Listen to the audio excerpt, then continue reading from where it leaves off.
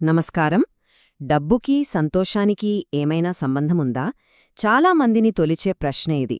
ఈరోజు ఈ ప్రశ్నకు సమాధానమిచ్చేలా ఉన్న ఒక ఇంట్రెస్టింగ్ ఫిలాసఫీ గురించి మాట్లాడుకుందాం.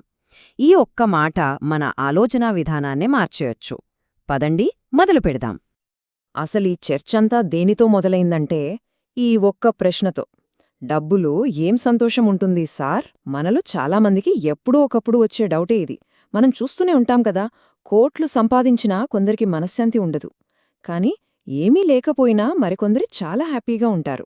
మరి డబ్బు నిజంగా సంతోషాన్ని ఇవ్వగలదా? ఇక్కడే అసలు ట్విస్టుంది. ఒకే స్టేట్మెంట్లో రెండు పూర్తి ఆపోజిట్ విషయాలు కనిపిస్తాయి. ఒక పక్కేమో డబ్బులో ఏ సంతోషం లేదు అంటారు. కాని వెంటనే సంతోషాన్నిచ్చే ప్రతిదాని వెనుక డబ్బే ఉంది అని కూడా అంటారు. అసలు ఈ రెండింటిని ఎలా అర్థం చేసుకోవాలి? రెండూ నిజం ఎలా అవుతాయి?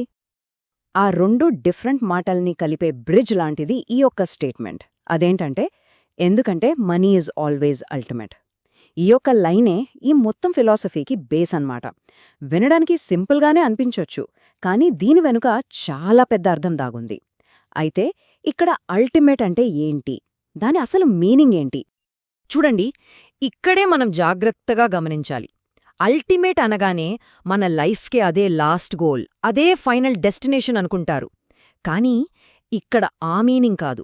ఇక్కడ దాని అర్థమేంటంటే, మనం బ్రతకడానికి, మనకు కావాల్సినవి పొందటానికి ఇదొక బేసిక్ టూల్, ఒక ముఖ్యమైన సాధనం. అంటే సింపుల్గా చెప్పాలంటే, డబ్బే సంతోషం కాదు, కానీ సంతోషం దగ్గరికి వెళ్లడానికి ఇదొక చాలా ముఖ్యమైన పరికరం లాంటిది.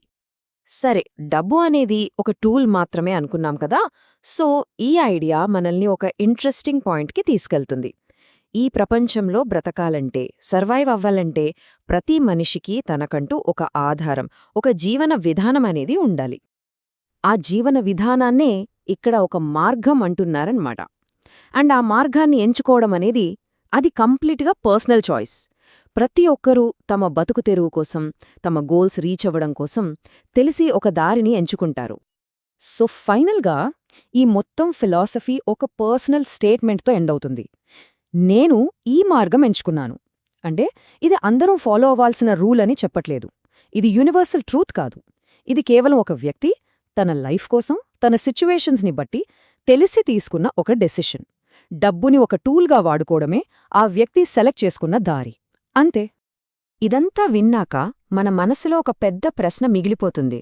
ఒకవేళ డబ్బు అనేది కేవలం ఒక దారి, ఒక టూల్ మాత్రమే అయితే, మరి మన అసలైన గమ్యమేంటి? ఆ డెస్టినేషన్కి చేరుకోవాలంటే మనం ఏ దారిని ఎంచుకోవాలి?